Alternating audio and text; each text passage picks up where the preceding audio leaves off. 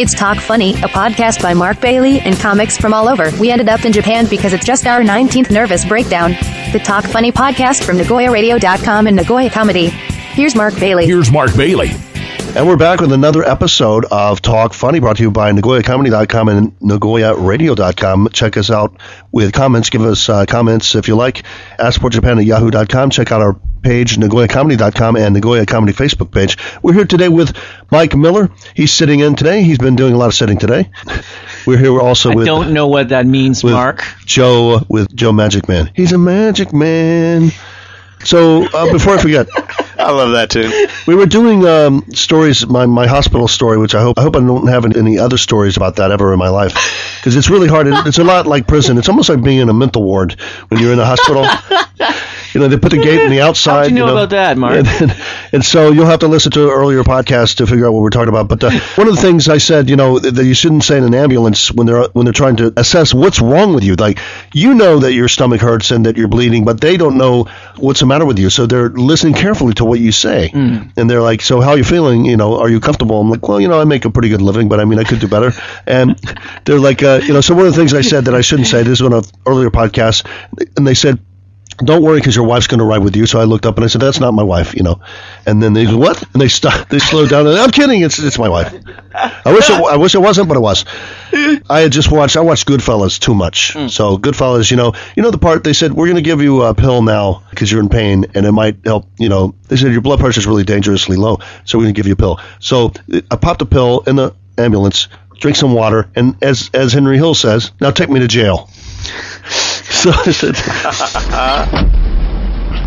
now take me to jail. And they go, what? Why why would we take you to jail? And I said, no, it's just a line from a movie. And so then I saw the paramedic write something down.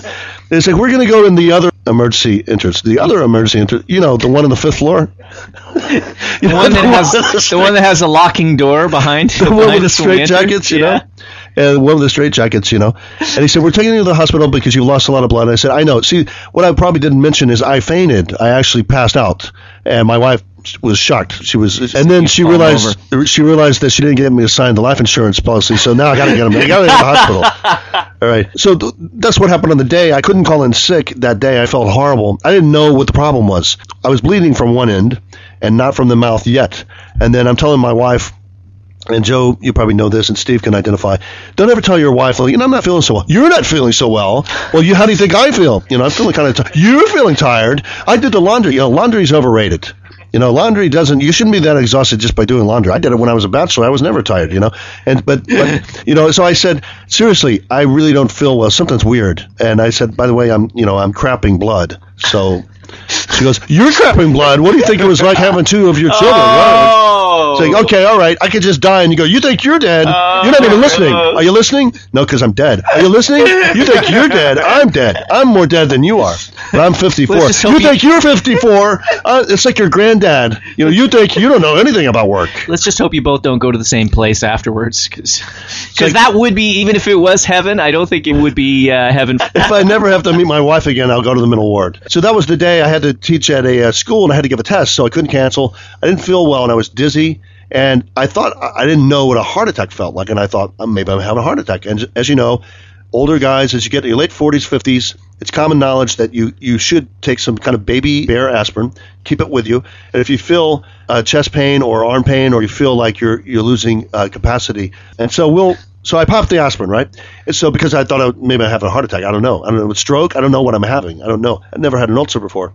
Go to school, I feel horrible, and I'm laying on the floor while the kids are taking the test. And they're like, Daijobu? And say, no, Daijobu janai. Hurry up and finish the test. They're like, well, I want to answer every question. You've all passed. Just get it out so I can go to the hospital. So I rode the train home. Dying here. Hey! So I rode the train home. All I wanted to do is take a nap at my house. Went to my house.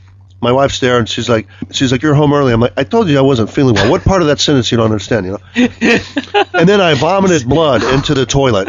And she goes, you think you feel bad? I said, okay, come on. I got a trump card right here. Here we go. can you do this? Because I got another. I can do it. I said, watch. Anytime I belch, it'll just come out. And I said, watch me. I can do it. I'm Gene Simmons. I could do it at will. And it wasn't a Bloody Mary. You've been to the magic shop, haven't you? You got those little capsules in your mouth? Just for sympathy, yeah. So I was spitting blood, and she goes, you need to go to the doctor. And I said, at first I have to sleep. I'm exhausted. You think yours? Shut up. So I went to sleep, and then I woke up to go to the restroom, and apparently you're bleeding the whole time. You have a hole in your stomach, and you're leaking blood. So I was sleeping for 3 hours. I was leaking blood for 3 hours. Man, am I stuffed. Oh. So I got up to go to the restroom, and I collapsed because my legs had lost all of my strength. No circulation. No circulation. So I'm crawling to the John. My wife doesn't believe I'm sick. Sorry, Chester.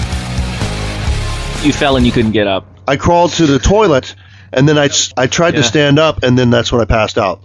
I just want to sleep, and I'm passing out. And my wife came up, and she's screaming, and she's like, sign this first, sign this first. No, but she's like... She's whipping out the hanko. You're like trying to put your fingers around it to stamp. My eyes rolling back, and in my head. And, there's sometimes when you pass out from blood loss, you don't come back. So that's what she was afraid that wouldn't happen. She's heard the stories that once you pass out, sometimes people never come back, but she was afraid that wasn't true in all cases. She was afraid. So she wanted to confirm her belief. And so that's the backstory of when I went in the ambulance. And so I was kind of lightheaded, of course. I'd lost a third of my blood, and that probably gets you high. Something about it felt like a regular Saturday night is what you're saying? Yeah. It took a while to figure out what was going on. It wouldn't have taken so long if I hadn't kept cracking jokes. Because they're like, it's definitely his stomach. And then I'm saying, like, that's not my wife. Well, maybe it's... I want to be... Dead. I just want to be at your deathbed, because if you can do that with a third of your blood... You have a closer. It's going to be the best show ever. It's going to be we'll stream it live. Well, it'll be like the Godfather thing. It'll be like...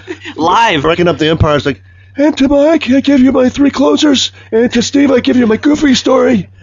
And to Joe, take my wife, please. He's gone. I mean it. Take her. Yeah, your eyes reopen. Take her. I meant that. Is she gone? Oh, holidays. Oh, yeah, we were going to talk about holidays because when we're talking about, bleeding out of both many orifices, it reminds you of Christmas and other holidays in Japan. Why don't you... It's the red.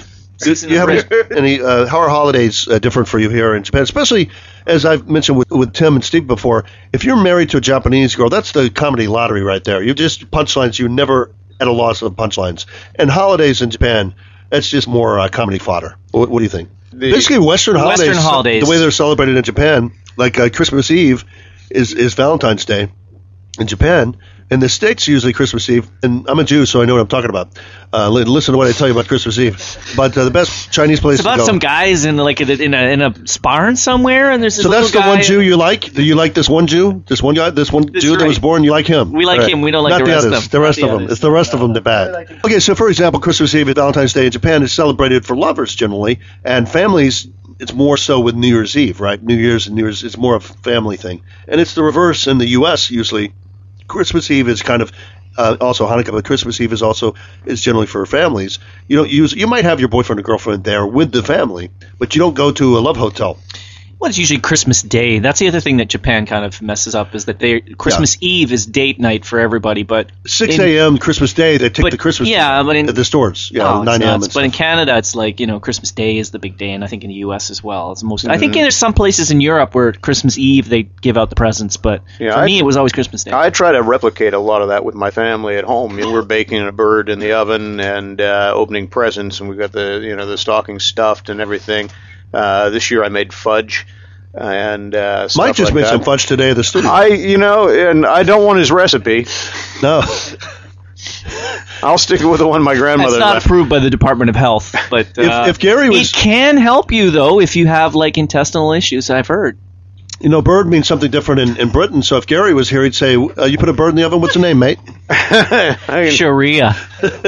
My Sharia law. Take your fingers, yes, we'll take them all for Sharia law. This is another story for another podcast that you will not believe if we told it to you. That's Mike Miller. That's Mike Miller at Nagoyacomedy.com. So that, and then New Year's Eve, like in the States, I've heard that some guys sometimes get laid on New Year's Eve because you're at parties. You're with swimming friends. in champagne and alcohol. In my college days, I had some great times, I was so naive one time in my university, and I had this really hot, smoking hot Korean girl.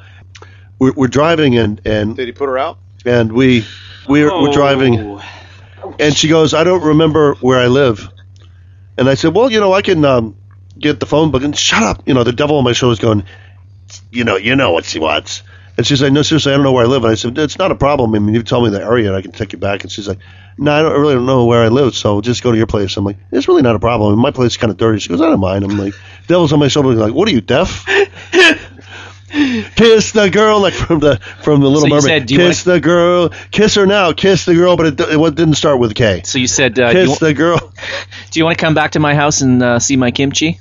Yeah, it's like it's really not a problem. Like, if you have your parents' phone number, I'd be glad to call them upstairs. up. You need to take yes for an answer. My lawyer never take yes for an answer. That's the secret to my dating success. Oh, we were talking about British expressions. Have you ever heard this? Where sometimes we had our Dennis, our alcoholic program director, who's now back in Britain. Yeah, British alcoholic. Those words go very well together. I'll give you a second to imagine what that sounds like. And you have to get closer into that. They don't go to meetings. They have their own meetings. Right? So this guy, Dennis, would always say, I'm on the phone, and he goes, I have to go now. I got to put the kids down. And I said, don't put them down. Just tell them what they did wrong. What's wrong with them, man? They're going to put the kids down. Tell them what they did wrong. I'm sure they'll learn the lesson. How are they? He goes, put the kids down. They're 3 and 5. And I said, well, you might want to wait till they're 5. I remember my horse. 5 and 7, and maybe if you explain what they did wrong, you don't have to put them down. And he goes, didn't sound the least bit remorseful, did he? No. And I said, why do you have to put them down? And he goes, they're tired and they're tiring. And I'm like, they grow out of it. They're actually kind of cute around the ages 6 and 8. They're kind of cute, and you might want to rethink that. I mean, I'll take them. Let it ride. And by the way, I never talked to you about this. They can stay with my kids. I'll take them until you're in a better mood. He goes, no, I really got to put them down now. I got to go. I hung up, and I'm like, should I call social services? Go to the police. So the next day I said, what happened with your kids? He goes, well, they slept all night. They feel fine now. And I'm like, I thought you put them down. He goes, put them down for the night. That's what we say in Britain. What do you say? What does put them down mean? I said, it means kill them, euthanize them. It's like that joke where you take your fat dog to the vet, and the vet comes back with the dog, and he goes, he's got some problems, and I'm going to have to put him down. Why do you have to put him down? Because he's heavy. Okay. Hey, yo! He's going to need to sleep. Okay, what other holidays in Japan? The Western holidays celebrated Japan style. Oh, not to do my February bit because that's coming up. That's my traditional thing. That's one that I do recycle, my February Valentine's Day gig, the closer. But which we love. Valentine's Day, actually, guys get chocolate from the women, and which is unusual. And I've heard guys get chocolates from the women, but is that real? Women give it to guys they like. I've been in Japan for about 10 years. But I've heard about this. And you ask other Japanese women, they say, no, that's not a thing here. Yeah, they say that's not a thing. They then they turn around and they kind of do a little chuckle, and I wonder what it's all about. And you get explain that to me. You get the chocolate, and you get that, and then you think, well, that's really cool. This is a cool country. And then, about a month later, where's my chocolate? They're storming around the room, and they're like slamming doors, yanking catheters out, if you're in the 5th floor of the middle ward. And that hurts. It really hurts. It's like, did I do something wrong? It's like, you know what day it is? Wednesday? No. You know what Wednesday is? March 14th. I thought it was... Let me check my calendar. Meatloaf Day? It's not Taco Day. That's Tuesday. That's Death Day. Did I miss popsicles? It's Popsicle Day? And she goes, in Japan, it's a tradition. It's a tradition that you give the woman chocolate too. And I said, but you said you didn't need chocolate. She goes, that was February. That was Valentine's Day. This is White Day. I'm like, what is this White Day? And then that's something that was invented, by the chocolate company. It was actually. Morinaga, I think. You can look it up online. There's a whole explanation. And there's only, I think, 2 places in the world that do that. One is Japan. The other one is... Hershey, Pennsylvania. No. The other one's Korea. Korea, they have White Day also. I don't know about China, but it's probably because the influence of Japan, when they were over in Korea. For any Jews listening, there's a little tip for White Day.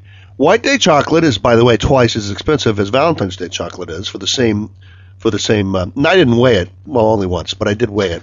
And so I found. So what you do I think you put it in water, right? And displacement. What you do is you take off the paper of the Valentine's Day and you buy her White Day stuff on Valentine's Day, and you take it out of the paper.